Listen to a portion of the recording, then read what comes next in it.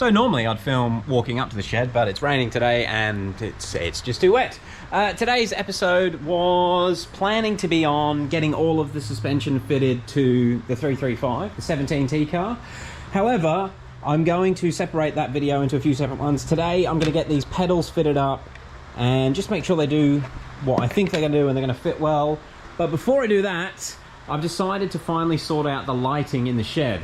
Yeah, apparently these are only about 12 months old, but they have died already. So we're going to replace these two lights and hopefully add two more up here and make the lighting a bit better for video. So I'm going to crack on with that and you'll see me in hopefully about an hour and we'll have some lighting so we can get on with the pedals. All right, so we have heaps more lights in the shed. That's awesome. So it was about, oh God, I can't remember, probably 5 months ago, a storm took out these lights. So we've been working with this much light in the shed for God knows how long, but now, and I know the camera compensates, but that's awesome. Right, let's get on with the pedal install. So I'm going to start off with the brake pedal because it's the only one that requires removing the original pad. So I'll get that pad removed like that. That's pretty easy, and we'll put the new one on. Okay, this is going to be a pretty quick video, I reckon. So it's just got those 4 lips that we need to get over. Let's see if we can do it. Actually, I'll put the camera up.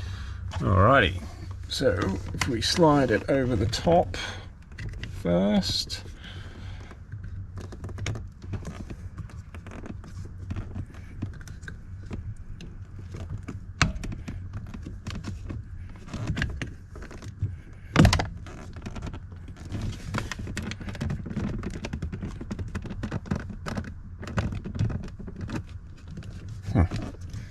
A little bit of finessing,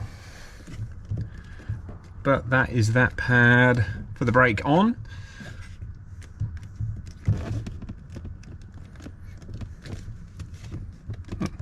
Actually fits quite tightly. Awesome, and we'll go on to the accelerator pedal next.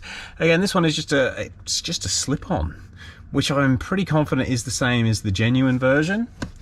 So if you ordered the M pedal pad upgrade for your F30, it's the same thing. Wow, that's all a bit too easy. Cool.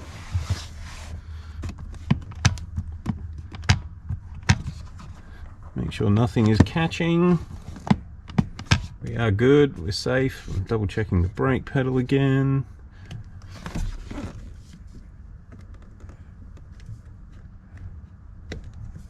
That is definitely all sweet. Now this one, you can see it's actually a different shape to the original piece. It's bigger.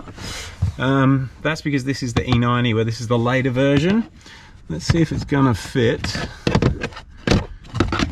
under my floor mat.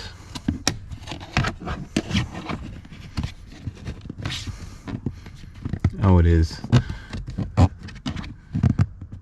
Nice, okay. That is, the inner edge is actually the same contour, it's just the outside edge is different. But now that we know that fits, I'm going to actually clean the pad and use the double-sided tape, because this one is actually designed to stick on. All right, let's give that a quick clean. So I'm just going to give it a clean with some brake clean, just because it will dry quickly and remove any grease or wax or armor oil that might have been on there over the years. We're good. Now let's remove this double-sided tape.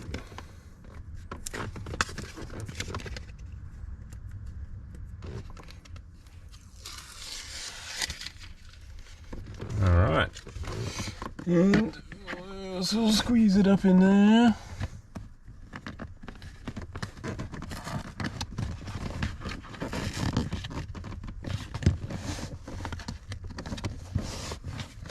That's it. And I'll just pop the mat back in. And that's it.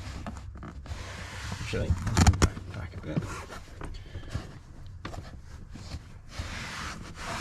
Cool. Well, that's a nice little... So, off camera, I thought I'd just make sure everything felt good. Brake pedal feels fine. There is absolutely no movement on the brake pedal. Same with the... what do you call it? The footrest? The footrest thing. That's good. I'm getting muddy already. However, I noticed an issue with the accelerator pedal. Got no kick down. No more like proper audible click. I've actually just started to trim it, but yeah, if you're going to fit these, you need to cut the top off. Right, I'm going to trim it a little bit more. It doesn't really matter because the pedal, it still grips on the side. I'm just going to make sure this is all right. Yeah, it's going to be a clickbait title because these are not plug and play on an E90, E92. Okay, so I got the audible kick down back. But if you're going to fit these on an E92, you need to trim the top right back. So that was a flat line that went all the way to the top of the pedal. So I've got to trim that all the way back, and it's so that the back of the pedal actually can hit on the pedal stop. It's all right. It's just not. They're not complete plug and play. And it was. I've had 2 people actually recommend these for the E90s and E92s, so that's kind of interesting that they're not a direct plug and play fitment. And by interesting, I mean a bit scary. But we got the pedal click back now. They do look sick. All right, that's gonna call it. We have the pedals in. Guys, sorry the suspension video hasn't happened yet. I just haven't had a chance to get around to it, and I wanted to get these lights done. It's been months in here with that darkness, so I'm glad that's finally done. The videos should look a little bit better now that we've actually got decent light in here, and we've gone from the old lights, which we just had 4 at that end, which were 20 watts each.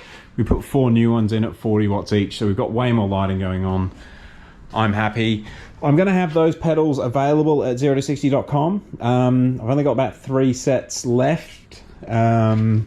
Again, you might not even notice it on a manual, but maybe it's not going to give you 100% throttle. They are specifically for an F30, but they've gone straight on to the E90 once you trim the top of the accelerator pedal off.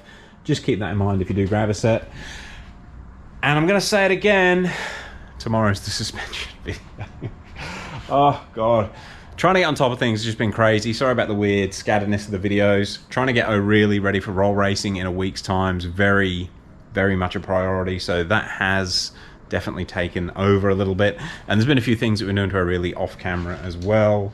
Anyway, I want to get my BCs on tomorrow. Let's make it happen. It's 6:30 at night. Let's go and get this edited, and hopefully I'll see you guys tomorrow.